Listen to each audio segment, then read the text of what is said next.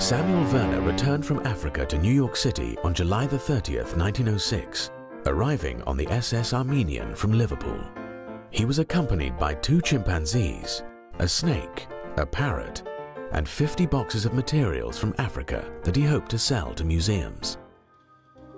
He was also joined by Ota Benga. Werner quickly departed New York, leaving Benga at the American Museum of Natural History in Manhattan. Established in 1869, the museum was already becoming one of the premier scientific institutions in the world.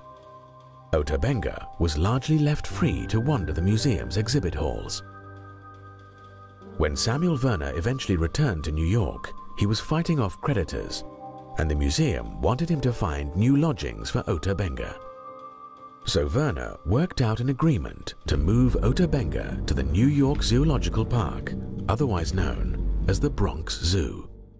Spread over more than 260 acres, the Bronx Zoo had been envisioned by its founders as the largest zoo in the world and the grandest zoological establishment on Earth. The zoo was directed by William Temple Hornaday. A noted zoologist, Hornaday formerly worked at the Smithsonian, and he had already founded the National Zoo in Washington, D.C. Overseeing Hornaday was an executive committee chaired by Henry Fairfield Osborn, a distinguished professor at Columbia University. Hornaday and Osborn had dreams of exhibiting more than just animals at their new zoo. Both wanted to install Native Americans on zoo grounds, with Osborn promising that one day the Indian and his teepee would take their place next to the zoological park's buffalo. Now they had their chance to put their first human on display. Hornaday quickly agreed to purchase one of Werner's chimpanzees and to house both the chimp and Ota Benga at the zoo. Hornaday planned to exhibit the pygmy and the chimpanzee together in a cage in the zoo's monkey house. It was presented as science, not as a circus act, because these were men of science who were doing this. Ota Benga went on display in the monkey house on Saturday, September the 8th, 1906. The next day, a sign was placed on the cage explaining the new exhibit. The African Pygmy, Ota Benga. Age 23 years. Height 4 feet 11 inches. Weight 103 pounds. Brought from the Kasai River, Congo Free State. Exhibited each afternoon during September. Thousands of New Yorkers came to stare and laugh and debate the meaning of the display. Is it a man? Some of them wondered. Newspaper coverage brought even more people, and in just a few weeks, the zoo drew nearly 250,000 visitors. But the notoriety also brought controversy. New York's clergy, in particular, were horrified at what they saw as a dehumanizing spectacle. First to speak out was the Reverend Robert Stewart MacArthur, pastor of the city's Calvary Baptist Church, one of the largest Baptist congregations in America. The person responsible for this exhibition degrades himself as much as he does the African. Instead of making a beast of this little fellow, he should be put in school. Ministers from New York's African American community soon organized a protest committee. After visiting the zoo and seeing Benga for themselves, they were horrified. They thought it was outrageous. They clearly saw a human being who appeared to be afraid, who was being heckled and jeered at and things thrown at him, and he was being, debased on the hallowed grounds of the New York Zoological Society in New York City. The ministers demanded that Ota Benga be taken off display and be offered an education. James H. Gordon, superintendent of the Howard Colored Orphan Asylum in Brooklyn, appealed to the zoo to end the spectacle. If Professor Werner found difficulty in disposing of the boy, why did he not apply to us? We would have seen that he was well cared for. Gordon also denounced the way the young African was being used as a prop to prove Darwinian evolution. This is a Christian country, and the exhibition evidently aims to be a demonstration of the Darwinian theory of evolution. The Darwinian theory of evolution absolutely is opposed to Christianity.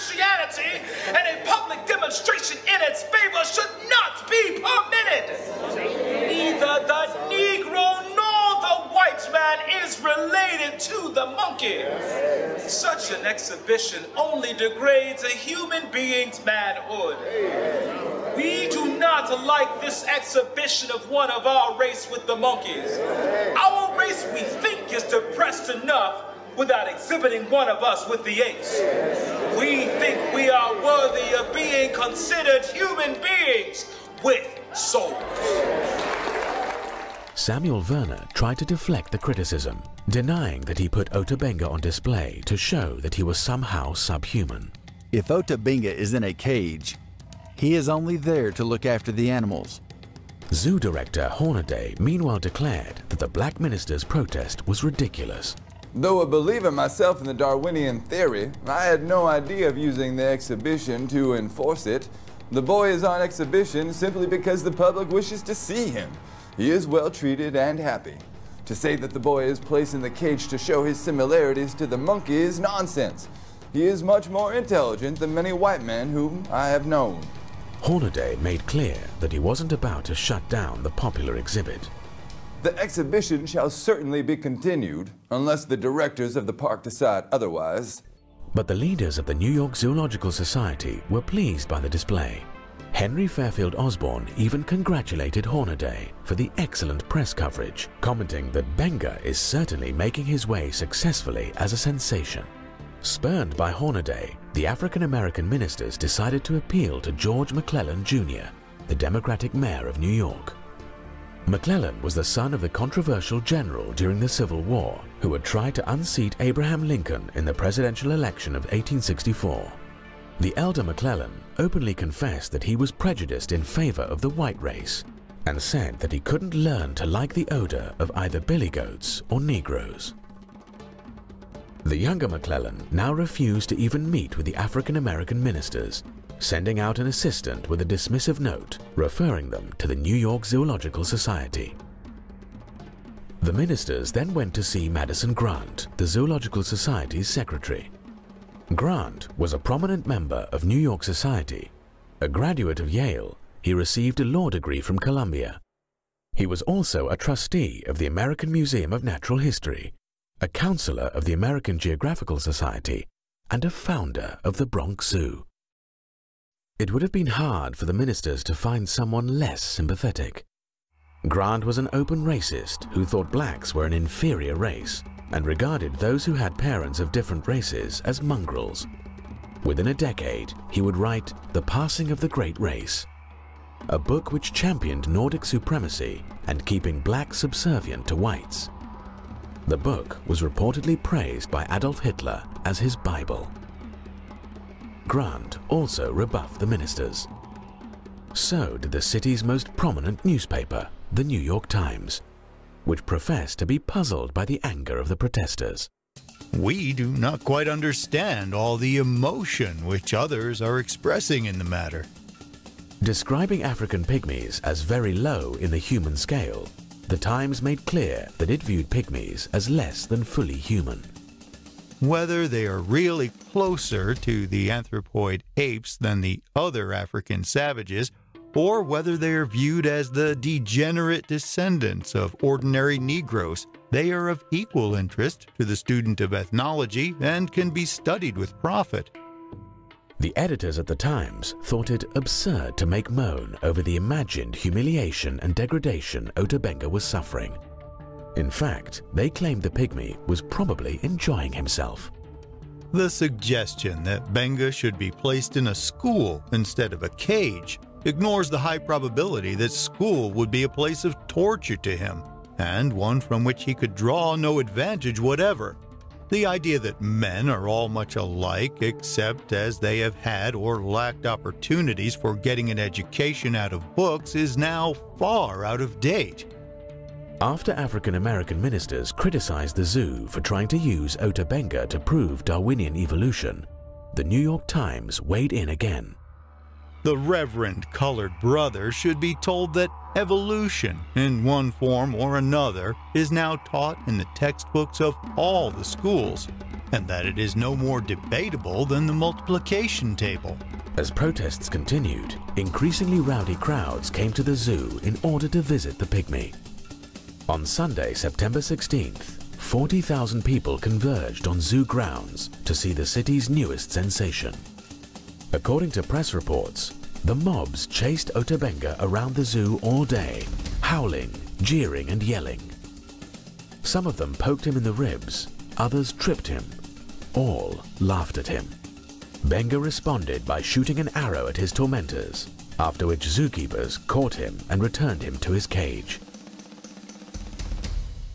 As both crowds and Ota Benga became unruly, zoo director Hornaday grew increasingly defensive. He now claimed that he had decided to exhibit Ota Benga in a cage simply for convenience.